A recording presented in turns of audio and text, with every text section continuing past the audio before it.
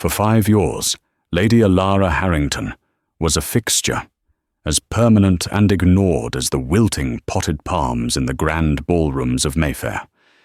5 years of sitting on the same chair, her back straight, her gloved hands clasped, watching the vibrant, glittering world spin without her.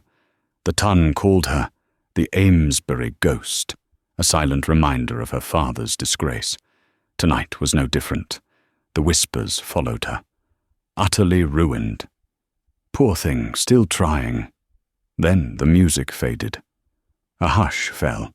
So deep Elara looked up from the floor. Through the parting crowd strode Gideon, the Duke of Rothven, a man rumoured to dine on the bones of his rivals, a scar marking his jaw. He ignored the fluttering debutantes. He stopped, his shadow falling over her. He leaned in, and the most feared man in England whispered, "Dance with me." The ballroom at Devonshire House shimmered, a sea of diamonds and silks under the blaze of 1,000 candles. For Lady Elara Harrington, it was a familiar battlefield. This was the 5th season she had endured it, a social pariah bound by duty. At 23, she was firmly, irrevocably on the shelf. Her status as a wallflower was not mere happenstance, it was a sentence. 5 years prior, her father, the Earl of Amesbury, had been accused of defrauding a major government consortium, a scandal that had shattered their finances and their name. His death just weeks later, ruled an apoplexy but whispered to be suicide, had sealed their fate. Elara sat on a spindly gilt chair near the alcove, her dove-grey muslin dress a quiet offence against the vibrant jewel tones of the debutantes. It was mended, impeccably, but the Tun had long memories. They saw the mended seams and the lack of jewels, and they saw the ghost of the scandal. Her purpose here was not for herself, it was for her sister. Lady Clara Harrington, now in her 1st season, was a vision of blonde innocence. Clara, mercifully, had been young enough to be shielded from the worst of the fallout. She was dancing, thank heavens, with a young, unremarkable Viscount. It is almost tragic, is it not? A voice, barely lowered, drifted from behind a nearby column. The elder Harrington, still clinging on. She must hope to catch a blind vicar or a drunken squire. "Hush, Matilda," another replied. "She might hear you. And what if she does?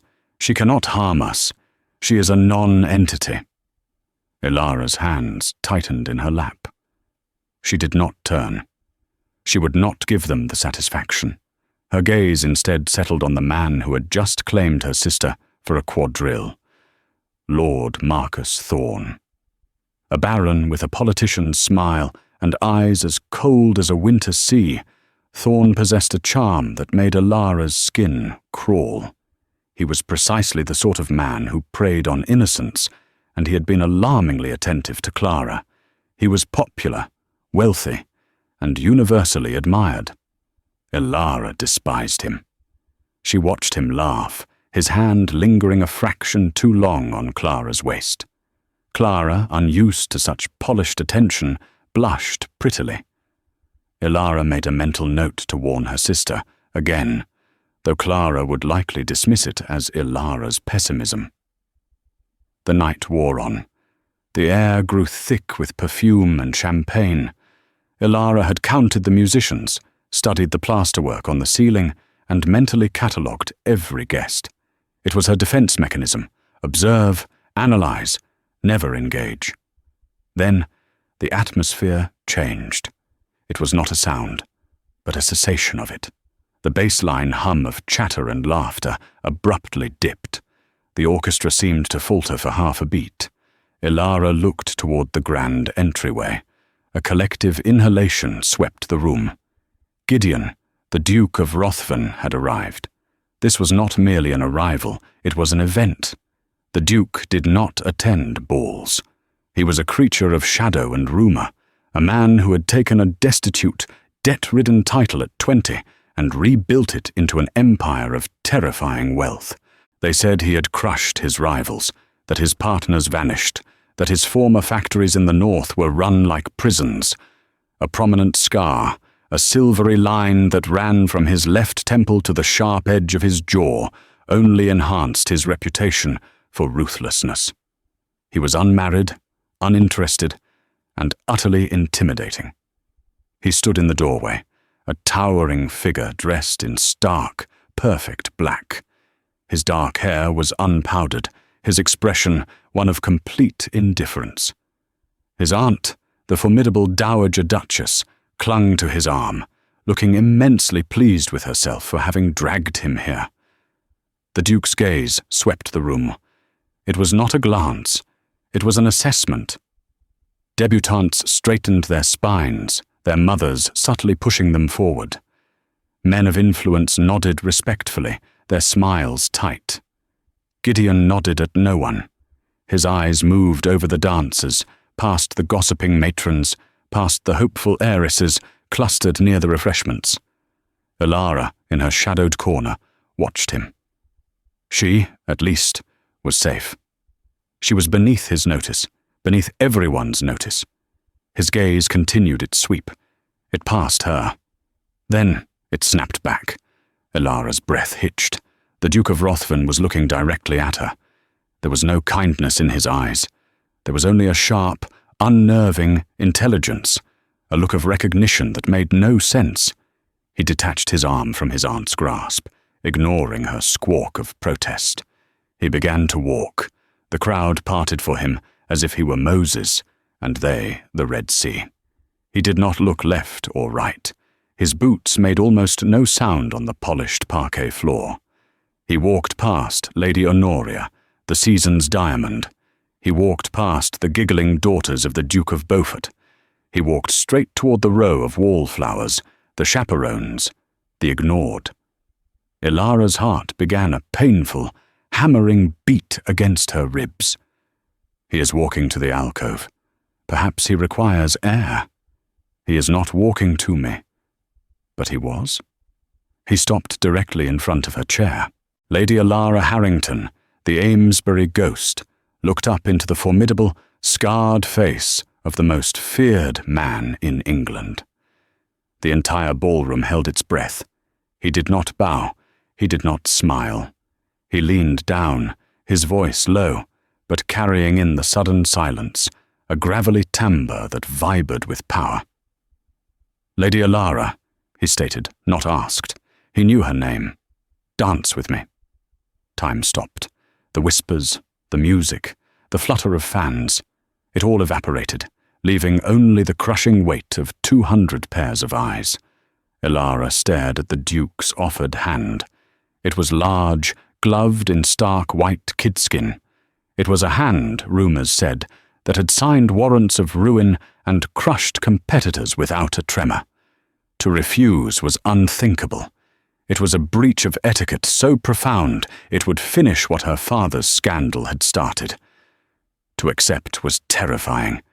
It was painting a target on her back, one even larger than the one she already wore. Slowly, agonizingly, she placed her trembling fingers onto his glove. His grip was not gentle.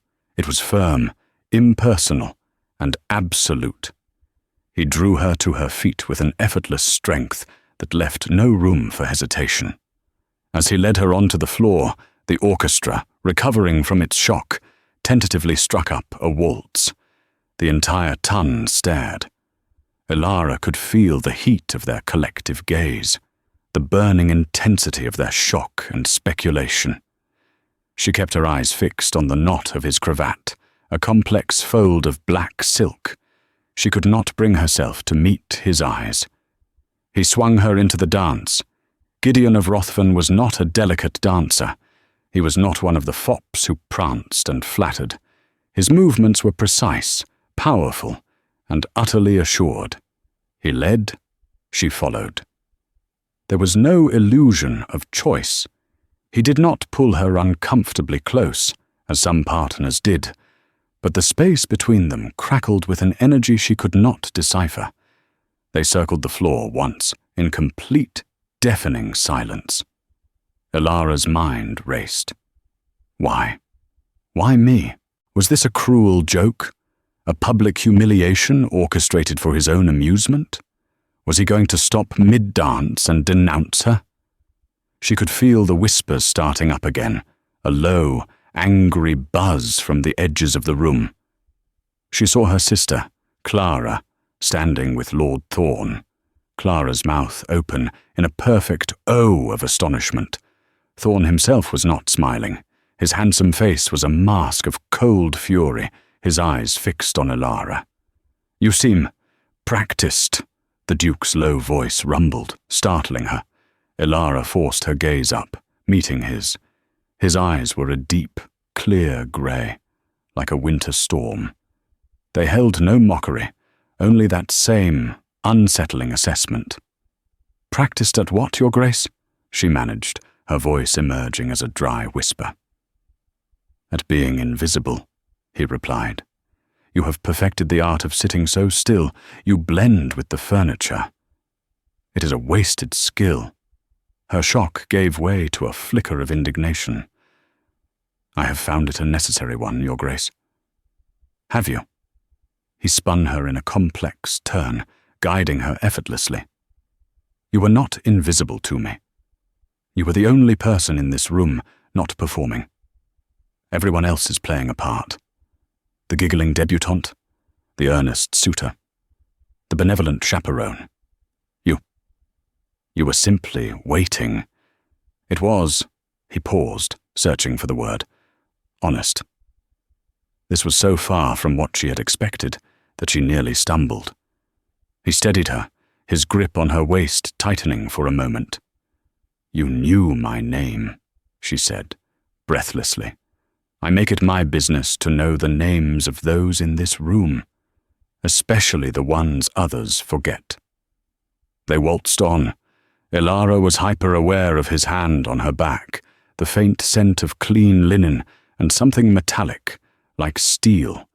The scar on his jaw was stark, up close, a reminder of a violence she could not imagine. "Why, Your Grace?" She finally forced herself to ask the question that screamed in her mind. "Why ask me? You have caused a scene. You must know my family's position." "I am aware of the late Earl of Amesbury's reputation," he said, his voice devoid of pity. "I am also aware of how reputations are made and unmade in this city, often by the loudest, most ignorant voices." Elara's heart gave a painful lurch. He was not mocking her. "I knew your father," he said, dropping the statement like a stone into a silent pool. Elara froze. The music was still playing, but she had stopped moving. He held her, preventing her from recoiling. "What?" "We served on a parliamentary committee together, before—" He gestured vaguely. "The consortium. He was not a fool. Nor, I think, was he a thief." Tears, hot and sudden, pricked the back of Elara's eyes.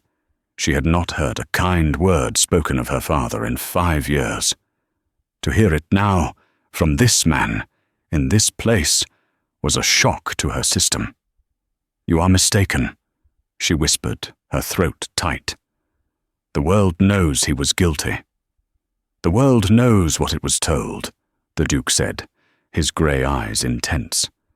"And you, Lady Elara, what do you know?"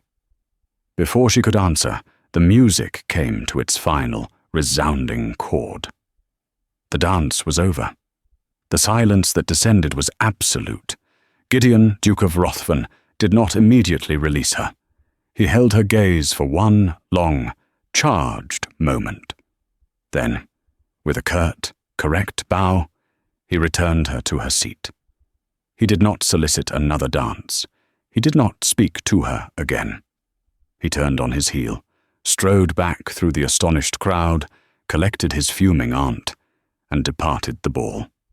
Elara sank onto her chair, her legs trembling so badly she thought she might collapse. The room was no longer buzzing. It was staring. She was no longer the Amesbury Ghost. She was the woman the Duke of Rothven had danced with. Across the room, she saw Lord Marcus Thorne excuse himself from Clara. He was making his way toward her, his charming mask firmly back in place, but his eyes were reptilian. Elara Harrington's life as a wallflower was over. She was not sure if she had just been saved or thrown to the wolves. The aftermath of the ball was immediate and chaotic. The following morning, the Harringtons' modest townhouse in Bloomsbury, a far cry from their former Mayfair mansion, was inundated with calling cards. It was not a sudden restoration to favour. It was, Elara knew, morbid curiosity. The Tun was desperate to understand the Duke of Rothven's bizarre behaviour. Had he lost his mind? Was it a bet? Or was there something more to the quiet, disgraced Lady Elara? Her mother, Lady Amesbury, was in a state of agitated hope. "The Duke of Rothven," she kept repeating, fluttering a hand over her heart. "Elara, do you understand what this means? He noticed you. Perhaps the tide is turning." "The tide is confused, Mama," Elara said quietly, sorting through the cards. "They are sharks, smelling blood, not friends, offering welcome." Clara, however, was ecstatic. "It was the most romantic thing I have ever seen. He walked past everyone, Elara, just for you. Lord Thorne said he had never witnessed such a thing.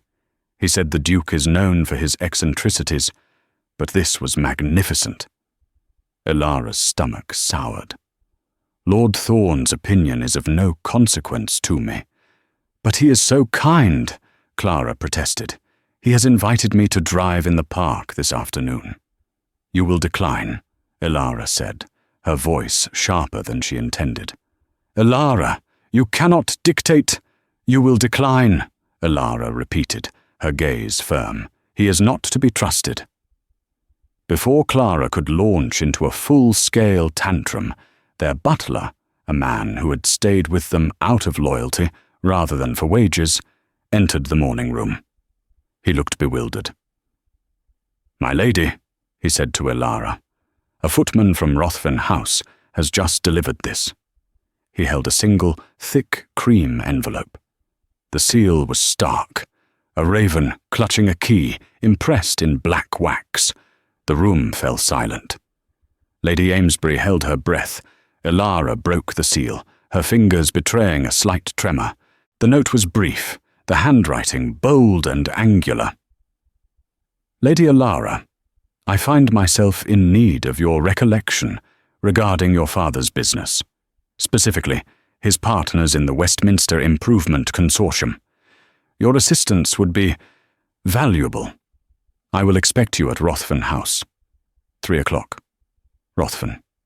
It was not an invitation. It was a summons. "Goodness," breathed Lady Amesbury.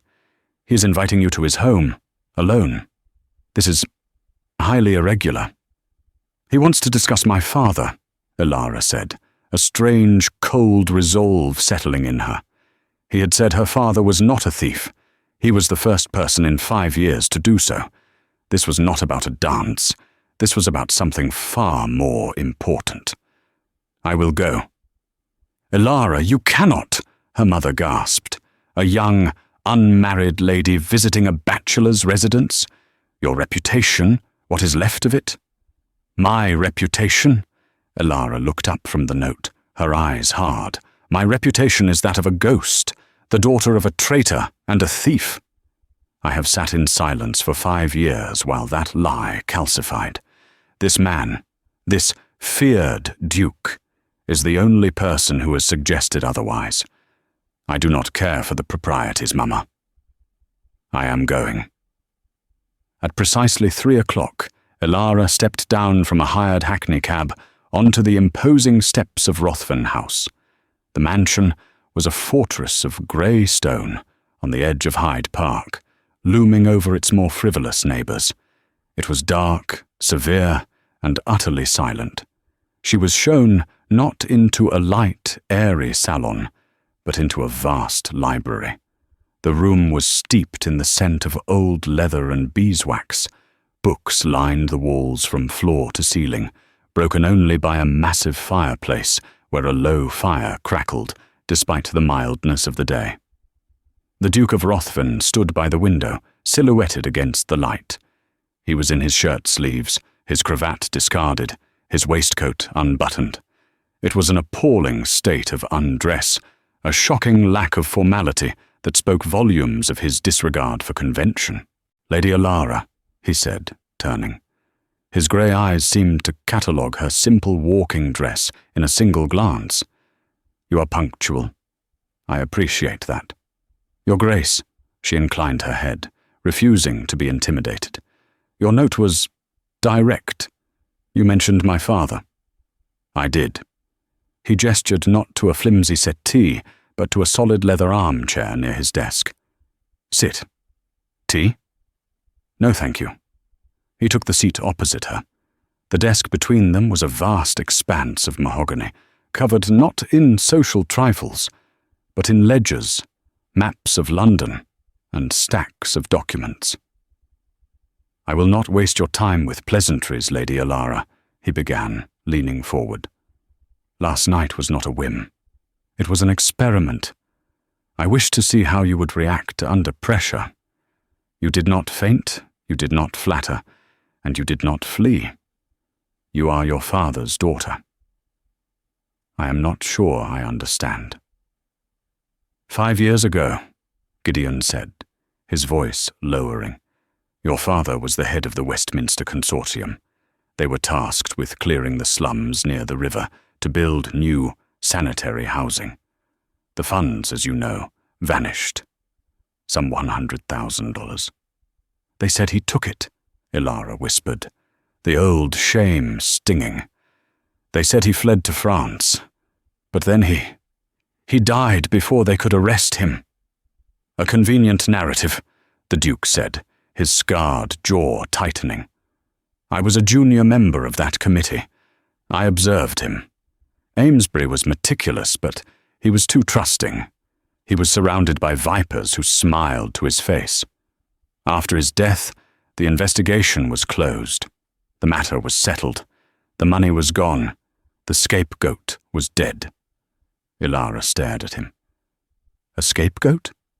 "I have spent the last 3 years unwinding the financial holdings of my own family, Lady Elara. My father left my estate in catastrophic ruin.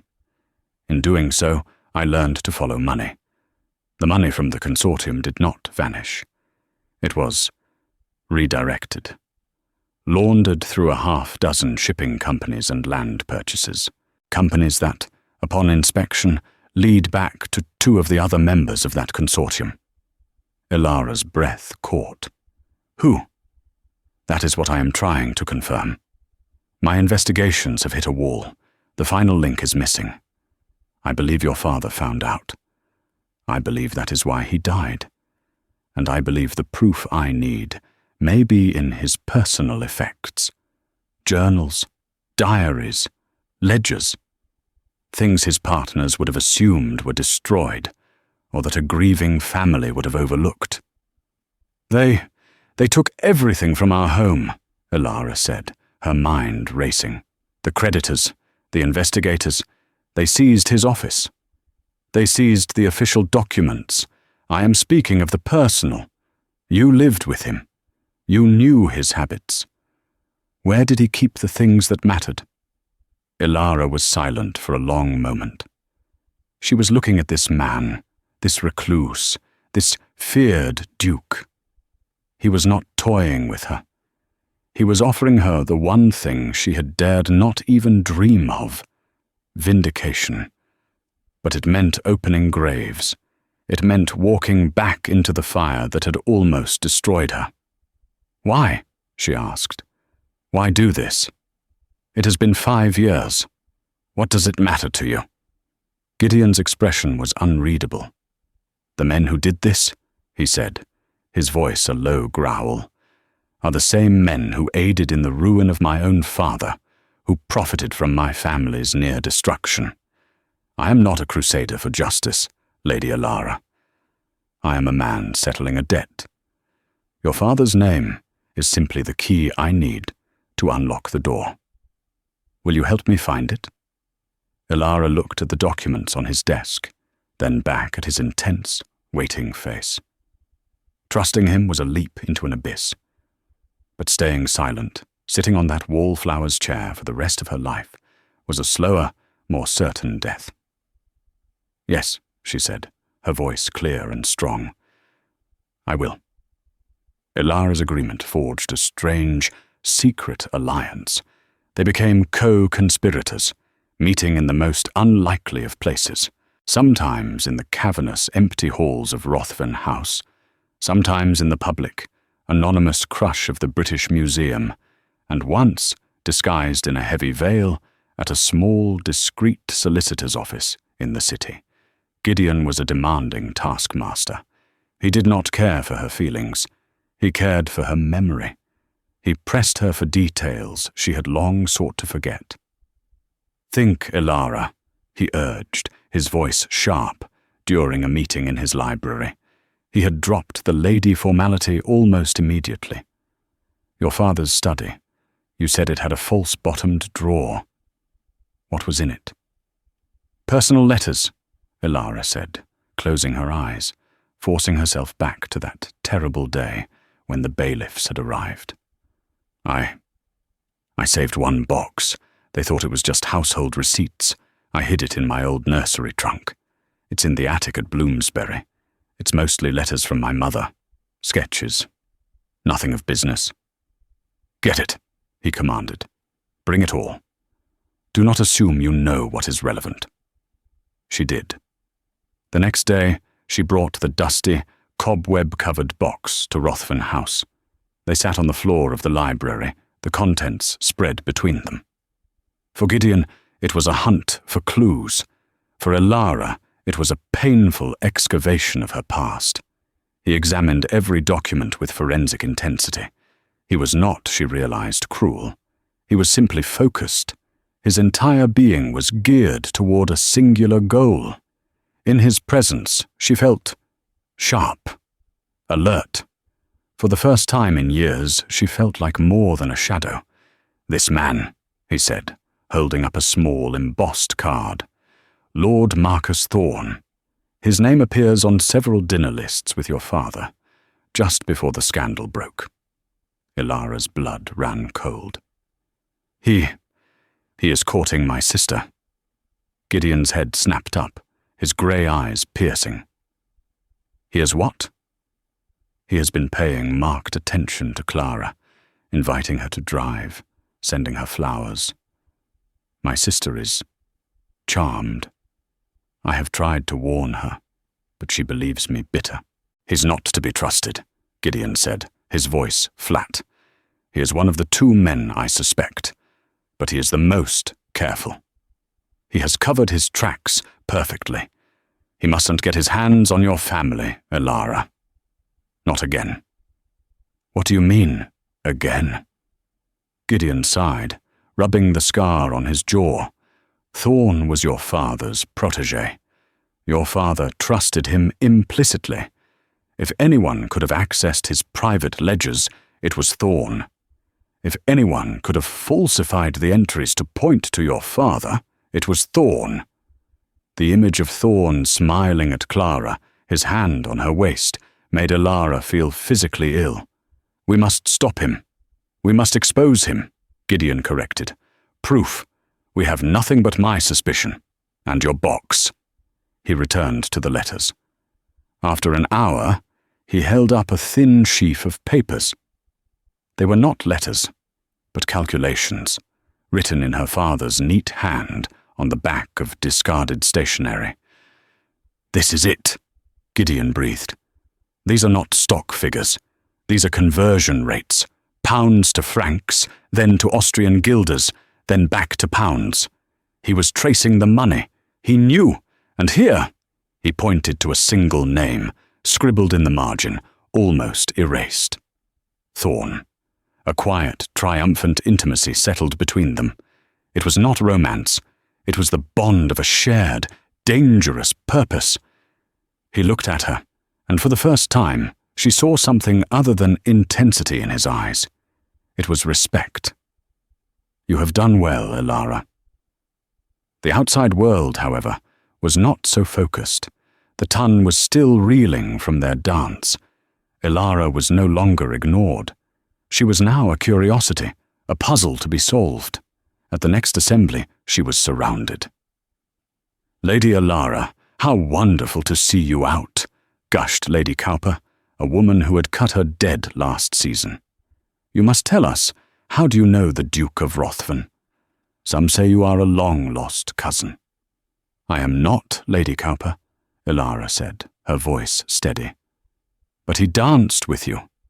He has never danced with anyone. Perhaps he was merely feeling charitable." Her newfound unwelcome celebrity brought her face to face with her new enemy. Lord Thorne approached her at a garden party at Chiswick House. Clara was, irritatingly, already on his arm. "Lady Elara," he said, his smile perfectly white, his eyes perfectly cold. "The conquering heroine. You have the entire city talking." "I have done nothing, Lord Thorne," she replied, matching his chill. "Oh, but you have. You have associated with a man like Rothven." He leaned closer, his voice dropping. "A word of advice from a friend of your family. The Duke is not a saviour. He is a vulture. He digs up graves for his own profit. Some things, Lady Elara, and some people, are best left buried. It would be a tragedy if more scandal were to attach itself to the Harrington name." It was a threat, clear and unmistakable. Clara looked between them, confused. "My lord? What do you mean?" Thorne laughed, the sound utterly without humour. "Just a philosophical discussion, my dear. Your sister is a very deep thinker." He tapped Elara's arm with his glove. "Do enjoy your newfound fame. But be warned, those who fly too close to the sun often find their wings melt." He steered Clara away toward the lemonade table. Elara stood frozen, his threat echoing in her ears. He was not just warning her off Rothven, he was warning her off the past. He was admitting his guilt. She turned and left the party immediately. She needed to see Gideon. She needed to tell him that the man they were hunting was now hunting her. Elara arrived at Rothven House, unannounced, her composure shattered. The butler, now accustomed to her presence, showed her directly to the library. Gideon was not there. The butler directed her to a drawing room she had never entered, one that was clearly inhabited. It was surprisingly normal. Chintz-covered furniture, a pianoforte, and a small, elderly woman knitting by the fire. "Ah," the woman said, looking up. "You must be the Harrington girl. I am Gideon's great-aunt, Millicent, the Dowager Duchess, the one who forced him to that dreadful ball. Come in, child. You look like you've seen a ghost." "Your Grace," Elara stammered. "I apologize. I was looking for the Duke." "He is in his fencing sala, working off one of his black moods," the Dowager said, pointing with a knitting needle. "But I am glad you are here. I wanted to meet the woman who has finally managed to capture my nephew's attention. He is difficult." "He is," Elara agreed, her voice trembling slightly. The Dowager peered at her over her spectacles. "You are terrified of something. Was it Marcus Thorne? I saw him corner you at the Chiswick fete. A nasty piece of work, that one. All teeth and no soul." "You know him?" "I know of him. I know he was one of the jackals who circled when your father fell. And I know Gideon has had him in his sights for years. You are involved in that, are you not?" Elara was stunned into silence. "Oh, hush, child. I am not a fool," the Dowager said tartly. "Gideon does not dance. He does not socialize. For him to single you out, to bring you here, it is either madness or strategy. With Gideon, it is always strategy. You are his key, are you not?" Before Elara could answer, the Duke himself strode into the room. He had changed from his fencing clothes and was back in his severe day suit. His hair was damp. "Aunt Elara, I was told you were here. You are unwell." It was a statement, not a question. "Lord Thorn," Elara said, her voice low. "He threatened me. He warned me to let the past remain buried. He knows we are looking." Gideon's face darkened. "He did not harm you." "No. He was subtle. He did it in front of my sister. Gideon, he knows." "Good," Gideon said, shocking her. "Good? He is dangerous." "He is arrogant," Gideon countered. "And a threatened, arrogant man makes mistakes. He has confirmed our suspicions. Now we must force his hand." "But how? He is protected. He has Clara." "He will not harm your sister," Gideon said with certainty. "Not yet. She is his shield. He believes he can control her, and through her, control you. He underestimates you. He underestimates me." He turned to his aunt. "Millicent, I need you to host a ball, the largest of the season. I need every investor, every politician, and every banker in London to be there, especially the ones on this list." He handed her a piece of paper. "A ball? At Rothven House?" The dowager looked delighted. "Gideon, are you finally joining the world?" "I am ending a war, Aunt. Send the invitations immediately." After his aunt had hurried off, giddy with purpose, Elara turned to Gideon. "A ball? What good will that do?" "It will provide a stage," Gideon said. "Thorn is a creature of society. We will ruin him in the place he values most. But first, I have something for you." He led her back to the library. On his desk lay a slim, leather-bound ledger. "I found it," he said. "Your father's notes led me to a bank in Geneva. It took all my influence to unseal these. It is Thorn's private account. It details the entire transaction, the 100,000, broken apart, funneled, and then, 6 months later, re-emerging to purchase the very properties the consortium was meant to develop. He not only stole the money, he used it to steal the project." Elara sank into a chair, the words blurring on the page. It was true. Her father was innocent. "There is more," Gideon said, his voice softer. He sat in the chair opposite her, close. "You know my reputation, that I am feared, that I am ruthless." "Yes," she whispered.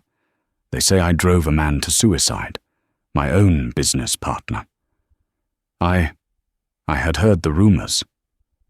"His name was Arthur Vance. He was my uncle," Gideon said, his eyes fixed on the cold fireplace. "When my father died, he left this dukedom bankrupt.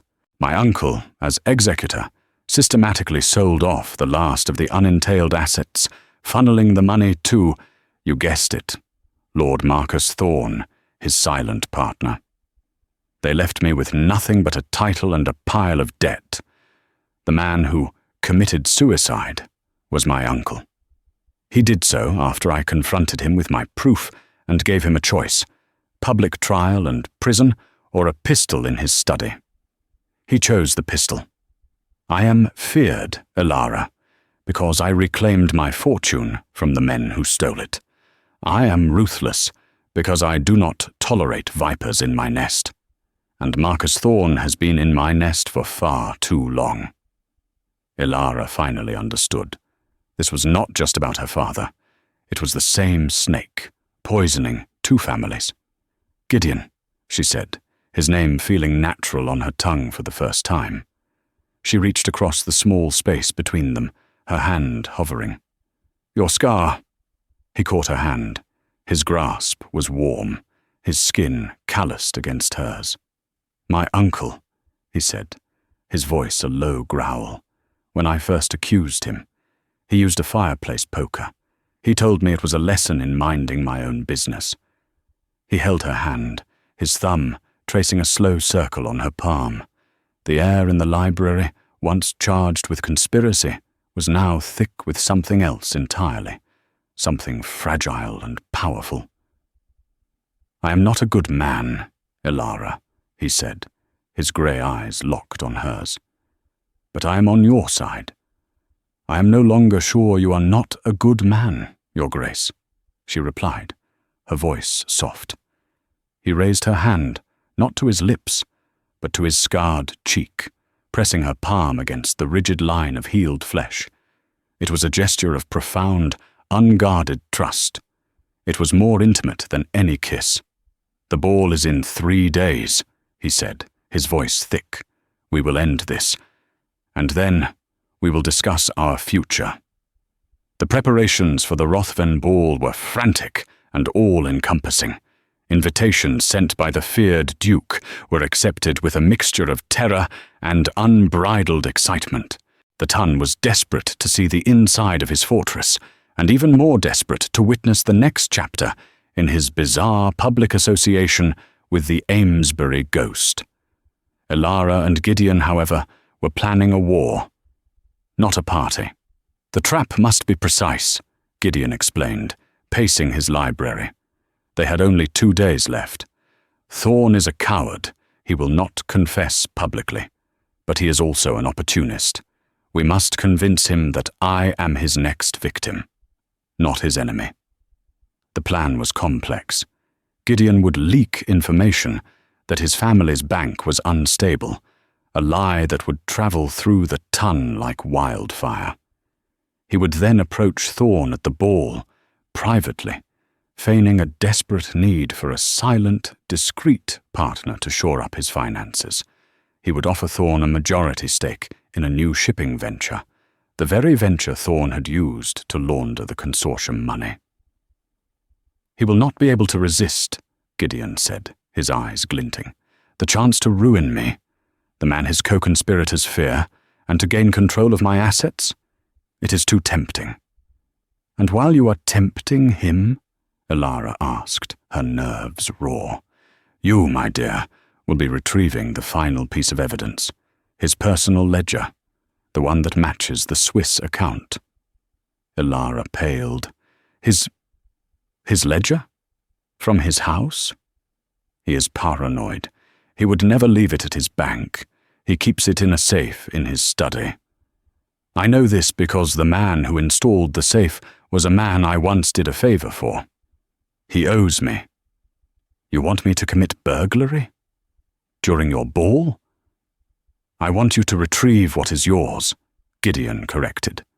"It is the only way. My testimony and the Swiss ledger are strong, but his own handwriting confirming the transfer, that is ironclad. That is ruin." He explained that while Thorn was at the ball, distracted by Gideon's offer, Elara, cloaked, and with one of Gideon's trusted men as an escort, would slip away to Thorn's Mayfair house. The favor included a key and the safe's combination. "It is too dangerous," Elara protested. "It is the only way to ensure he cannot escape," Gideon insisted. "He must be destroyed, Elara, not just exposed, or he will come for your family. He will ruin Clara just for spite." That silenced her. The thought of Clara destroyed by that man was worse than any fear she had for herself. "I will do it." The night of the ball arrived. Rothven House was unrecognizable. Blazing with light, its severe halls were softened with thousands of flowers. The grand ballroom, long dormant, was a glittering jewel box. Elara arrived, not as a wallflower, but on the arm of the Dowager Duchess. She wore a gown of deep emerald velvet, a color that brought out the fire in her hair and the strength in her eyes. The Rothven diamonds, lent by the Dowager, encircled her throat. She was not the Amesbury Ghost. She was a woman transformed. Gideon was waiting at the top of the stairs. He did not smile, but his eyes devoured her. He took her hand, raised it to his lips, and kissed her knuckles in front of the entire assembled Tun. The gasp was audible. "You look like a queen," he murmured, for her ears only. "I feel like a spy," she whispered back. The ball began. The first part of the plan went perfectly. The rumours of Gideon's instability had circulated. His business rivals were watching him like hawks. Lord Marcus Thorne arrived late, his handsome face alight with predatory interest. He was already sniffing the air for weakness. Clara was with him, looking radiant but nervous. Elara pulled her sister aside near the terrace. "Clara, I must ask you to trust me," Elara said, gripping her sister's arms. "Tonight, many things will be revealed. No matter what you hear, stay away from Lord Thorne. He is not what he seems." "Elara, you are obsessive," Clara hissed. "He is wonderful to me. You are just jealous that the Duke—" "This has nothing to do with the Duke," Elara snapped. "This has to do with Father, Thorne. Thorne destroyed him." Clara's face went white. That is a monstrous thing to say." "It is the truth. Please, Clara, stay with Aunt Millicent. Do not leave her side." Before Clara could argue, Gideon signalled. It was time. He was drawing Thorne into the card room. Elara slipped out a side door. Gideon's man, a silent bulldog of a fellow named Shaw, was waiting with a dark carriage. "My lady." The ride to Thorne's house was a blur of terror. The house was dark, as expected. Shaw picked the lock on the servants' entrance, and they were inside. The study was on the ground floor. "Wait here, my lady," Shaw whispered. "I'll handle the safe." "No," Elara said, her voice surprisingly firm. "I will. You stand watch." She entered the dark room. Her hands, guided by Gideon's careful instructions, found the painting, the safe behind it, and the tumblers. Her heart hammered. 4, 18, 32. The heavy door clicked open. Inside, among stacks of coins and jewels, was a single slim book, the ledger. She seized it. "He's coming!" Shaw hissed from the hallway. "A carriage just pulled up. It's him!" "What?" Elara's blood turned to ice. "He's supposed to be with Gideon. Thorne! He's at the front door!" Panic seized her. They were trapped. "The window! No time, he'll see us! Hide!" Shaw shoved her into a deep alcove, behind a heavy velvet curtain, just as the study door swung open. Lord Marcus Thorne strode into the room, not in his ball attire, but in a travelling cloak. He was not alone. He was dragging a weeping, terrified Clara by the arm. "I told you your sister was a fool," Thorne snarled, throwing Clara onto a settee. "Did you really think she would stay with the old woman?" You lied," Clara wept. "You said we were just getting some air. You said Elara was in trouble." "Your sister is in trouble," Thorne said, lighting a lamp. The room filled with a sickly yellow glow. He went straight to the safe. He saw the open door. He spun, his face a mask of pure rage. She was here. "Who?" Clara cried. "Your meddling, ruined sister," he roared. He stalked the room, his eyes wild. He ripped open the curtain. Elara stood there, frozen, the ledger clutched in her hand. "Elara!" Clara screamed. Thorne's rage vanished, replaced by a slow, reptilian smile. Well, the little mouse, caught in the trap. And with my book. How perfect. "Let my sister go, Thorne," Elara said, her voice shaking. "Oh, I think not. You see, I was not fooled by Rothven's pathetic little ball. I knew he was digging. I knew you were helping him. But I needed proof, and I needed leverage." He stroked Clara's hair. Clara flinched. "I sent a note to your sister, as you, telling her to meet me. She, of course, obeyed. She is my leverage, and you are my prize. Give me the book. No, give it to me, or I will break your sister's pretty little neck." "Elara, don't!" Clara shrieked. "Shaw!" Elara yelled. Shaw burst into the room, but Thorne was too fast. He had been expecting him. He grabbed a heavy letter opener from the desk and held it to Clara's throat. "One more step, and she bleeds," Thorne hissed. Shaw froze. "The book, Elara," Thorne commanded, "or I will kill her, and then I will kill you. I will burn this house down with both of you in it. Another tragic Harrington accident."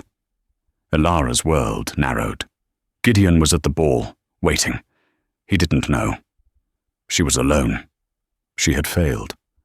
Slowly, her hand trembling, she held out the ledger. "Wise choice," Thorn sneered. He snatched it from her. "Now, you will both sit, very quietly, while I decide what to do with you." "That will not be necessary, Thorn." The voice came from the doorway. It was deep, cold, and filled with a controlled fury that was more terrifying than Thorn's theatrical rage. Gideon, Duke of Rothven, stood there, flanked by 2 armed constables. Thorn stared, his composure finally breaking. "How? You were at the ball." "Did you truly believe I would let her come here, alone?" Gideon said, stepping into the room. "My man, sure, sent a signal the moment your carriage was spotted. I have been listening from the garden window for the past 5 minutes. I heard every word." He nodded to the constables. "Including your confession. Take him." Lord Marcus Thorn did not go quietly. As the constables moved in, he lunged, not at Gideon but at Elara, grabbing her and using her as a shield. "Stay back! I'll not be taken!" But Gideon had not come unprepared. Shaw, no longer needing to hold back, moved with a speed that defied his bulk, striking Thorn's wrist with a perfectly aimed blow. Thorn howled as the letter opener clattered to the floor. Gideon himself moved in, his larger frame slamming Thorn against the wall with enough force to shake the plaster. The fight was over before it had truly begun. "Get him out of my sight," Gideon growled, his voice trembling with a rage Elara had never heard. "And secure that ledger." As the constables dragged a cursing, defeated Thorn from the room, Elara rushed to Clara, who had collapsed into a weeping heap on the settee. "It's all right, Clara. You are safe," Elara soothed, holding her sister. He said, "Father," Clara choked out. "It is true, Clara," Elara said gently. "He is the man who ruined our family. But it is over." Gideon stood back, his chest heaving, his hands clenched. He watched Elara comfort her sister, his expression dark. "Gideon," Elara said, looking up. "Thank you. You saved us." "I put you in danger," he said, his voice raw. "A mistake I will not make again." He turned to Shaw. "Take Lady Clara home. See that she is safe. Use the side entrance. Elara, you are coming with me." "Coming where?" Elara asked, confused. "It's over." "No," Gideon said, his grey eyes flashing with a cold fire. "It is not. He confessed to us. Now he will confess to the world." "What are you talking about? Gideon, your ball, the ball," he said, "is just reaching its climax." He led her back to the carriage. Elara, dazed and still clutching the now-retrieved ledger, could only follow. They did not return to Rothven House through the side door. Gideon commanded the driver to stop at the grand, blazing front entrance. He pulled her from the carriage, his grip firm on her arm, and strode back into his home, not as a spy, but as a conqueror. The music stopped. The entire ton, the same people who had whispered about her for 5 years, stared as the Duke of Rothven, his expression thunderous, marched Elara Harrington, her hair slightly undone, back into the centre of his own ballroom. "Your Grace," his Aunt Millicent hurried over. "What is happening? Everyone is—" "Silence!" Gideon's voice boomed, cutting through the shocked whispers. It was the voice of a man used to absolute, unquestioning obedience. The room fell utterly, terrifyingly quiet. "For 5 years," Gideon began, his voice ringing with cold fury, "this woman, Lady Elara Harrington, and her family, have lived under the shadow of a crime they did not commit. Her father, the Earl of Amesbury, was accused of theft and treason, his name destroyed, his family bankrupted." Elara stood beside him, her heart hammering, but her spine rigid. She met the gaze of Lady Coper, of the Beauforts, of every person who had ever slighted her. "Tonight," Gideon continued, "that shadow is lifted. I have in my possession," he raised the ledger Elara had taken, "and in the custody of the London Constabulary, proof of the real criminal." He looked directly at a group of men standing near the fireplace. They were the other investors, the powerful men who had let her father take the fall. Their faces were ashen. "The man who defrauded the Westminster Consortium," Gideon declared, "the man who framed the Earl of Amesbury, the man who used his stolen funds to build his own fortune, was Lord Marcus Thorne." A collective, shattering gasp filled the ballroom. "Lord Thorne has been arrested. He has confessed," Gideon said. He confessed to his partners in crime. He pointed to the group of investors. Sir Robert Peel, Lord Salisbury, men who stayed silent while an innocent family was ruined because it profited their own investments. They, too, will answer to the crown. It was a public execution. It was brutal, magnificent, and utterly complete. Elara watched as 5 years of humiliation, of being a ghost, evaporated in the heat of Gideon's righteous fury. He had not just cleared her name, he had annihilated her enemies. The ballroom descended into chaos. Women fainted. The accused men tried to slip away, only to be met at the doors by the constables Gideon had stationed there. The night had become the single greatest scandal of the decade. In the center of the storm, Gideon turned to Elara. The fury had faded from his eyes, leaving only that intense, focused gaze she had come to know. The world was spinning around them, but they were the still point. "Gideon," she breathed, tears of relief, of shock, of gratitude finally spilling over. He did not silence her. He did not comfort her. He simply looked at her, as if she were the only person in the room. "Your father's name is clear, Elara," he said, his voice low. "Your family's honor is restored. You are no longer the Amesbury Ghost." I don't know what to say. How can I ever? The tongue will speak of nothing else, he said, cutting her off. Your name will be on every tongue. You will be hounded, celebrated, and scrutinized. You will never sit alone again. I know, she said, a small, watery smile touching her lips. It will be difficult, he said. I have survived worse.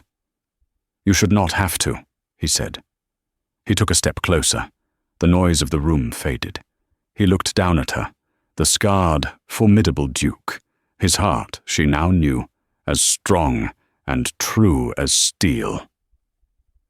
You will need a shield, he said, a name so powerful, so feared, that no one will ever dare whisper against you again.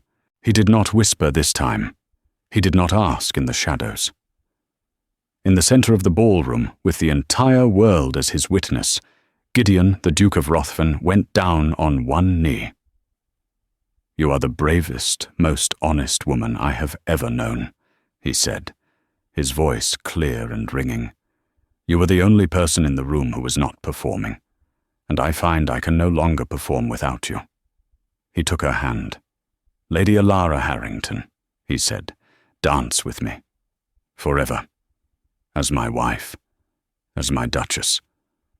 Elara looked down at the man who had seen her when she was invisible, who had fought for her honor, and who had just given her back her life.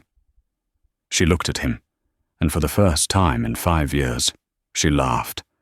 A real, joyful laugh. Yes, she said. Yes, Gideon, I will. And so, the wallflower who had sat alone for 5 endless years became the most powerful Duchess in London. Lady Elara Harrington's transformation was not just one of title, but of truth. The whispers that had once defined her were replaced by gasps of awe. The Duke of Rothven, once feared as a ruthless shadow, was now seen as a bastion of unyielding justice, and a man utterly, completely devoted to his wife. Together they navigated the treacherous waters of the Tun, not as outcasts, but as two formidable forces united by a shared past and an unshakable bond. Theirs was not a story of a prince saving a pauper, but of two scarred survivors who found in each other the one thing they both lacked: a partner strong enough to heal their past and brave enough to build their future.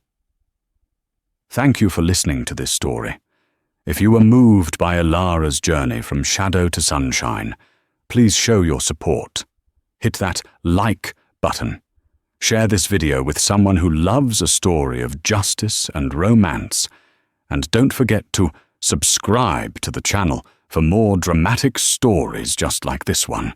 We appreciate your support more than you know. See you next time.